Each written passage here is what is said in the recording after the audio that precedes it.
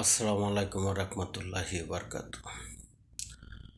আমার প্রাণপ্রিয় এবং কলিজার পরিবার, ছেলে সন্তান, মা বাপ যারাই আছেন, সকলের প্রতি আমার এই কথাটা কষ্ট হইলেও বলতে হবে।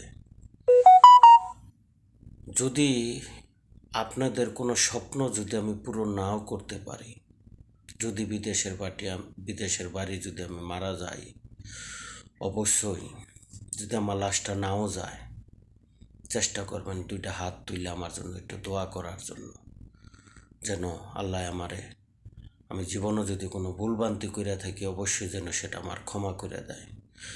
আর দোয়াটা এর জন্য চাচ্ছি, যদি আমি প্রবাসের মাটির থেকে যদি দুইটা টাকাও পাঠাই থাকি, হালাল পথে খাইয়া থাকেন, তো আমার এটা দাবি থাকবো, কমসে কম আমার জন্য একটু হইলেও দোয়া করবে।